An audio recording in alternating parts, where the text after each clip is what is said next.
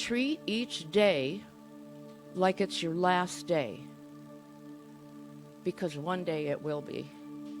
Oh, that was a little humor, but it's true. I have to tell you something. It is unbearably hot outside, and it could be hotter.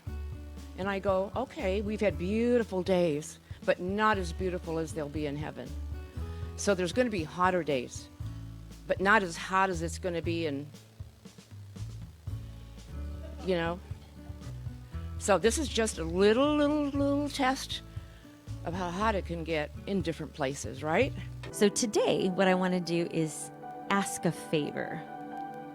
I need your stories. I would love, next slide, I would love to hear how God is preparing you for Cornerstone's exciting future. It could be super small, just as something as maybe you're looking at people differently. Maybe your heart has been changed toward people that don't think or look like you.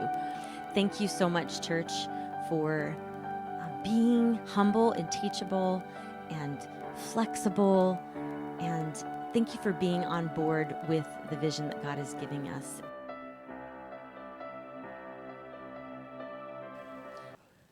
Question, and not just one, but several. What do you follow?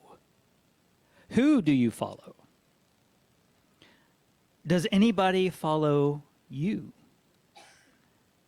Sometimes in our life, there's an idea, there's a season in our life, and we are out there following the leader. At work, we have leaders, we have supervisors, and we need to follow them to a certain extent. Some of us are a little bit more rebellious in our ways, and we don't always follow the leader. But we follow the leader, and then there are times when we just follow the crowd. Next slide. We just follow the crowd. And as I brought up this image to put it in my presentation, all these quotes came up. The same quote: if you follow the crowd, you'll just end up getting lost in it. This is a tough one. Follow up.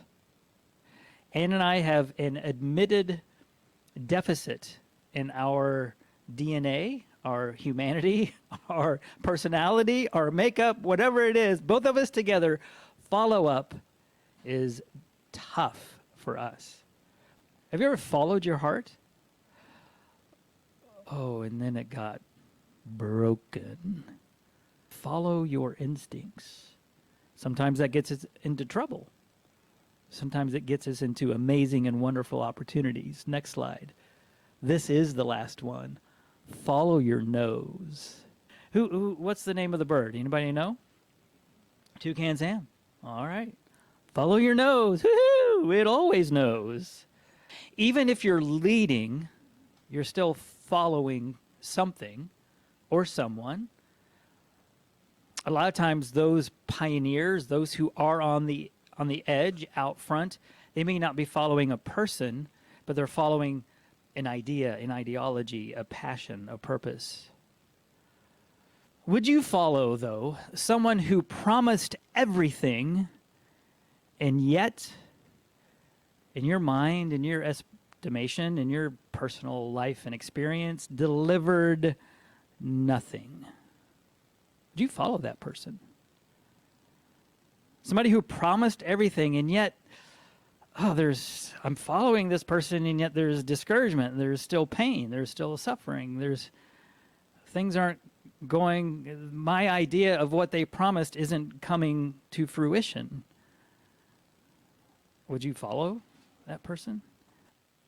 I like to read the Bible slowly and kind of get a picture of what's going on. So if you remember here in Luke, Jesus, these are called the traveling parables. Jesus is on this long journey to Jerusalem for the Passover festival. And he's not going alone, and he's not going with just the 12.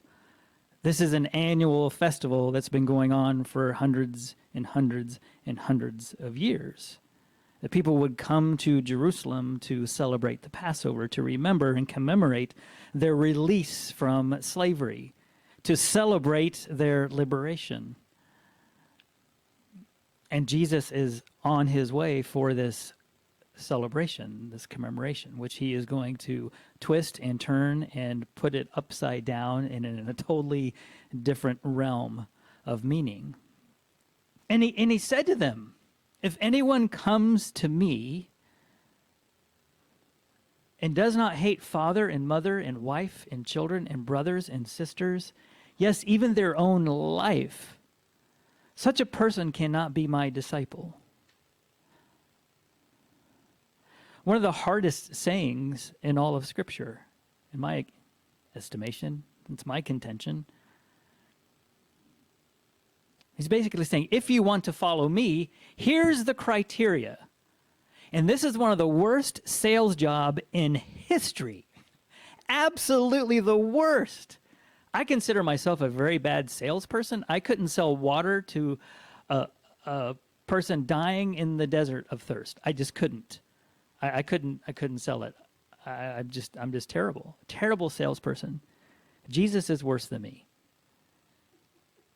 Because what kind of sales pitch is this? Exodus 20, verse 12, part of the 10 Commandments, right? So Jesus is saying, unless you hate your mother and father, wait a second. There is a commandment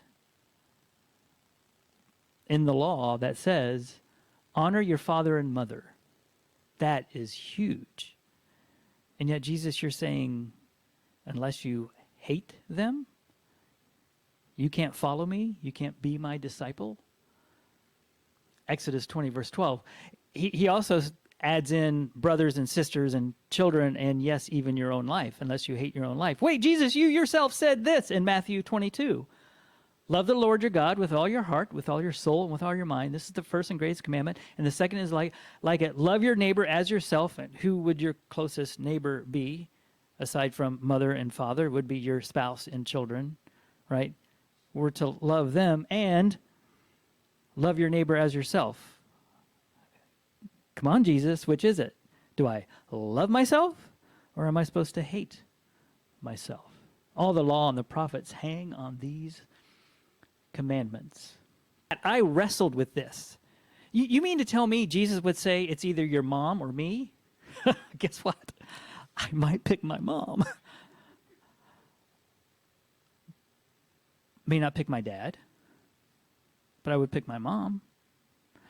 But Jesus isn't saying that either. Jesus isn't saying your mom is the best, she's so loving, she's cared for you, but you have to jettison her in order to follow me. That's not it.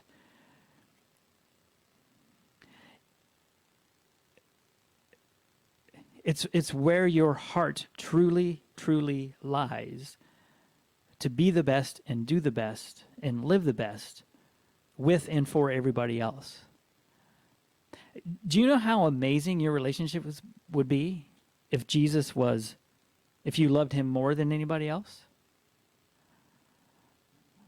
Because what Jesus does promise and offer when you do follow him is a way of being that is absolutely nourishing and generative and hospitable and kind and compassionate and forgiving and merciful to the people around you, especially the people you love.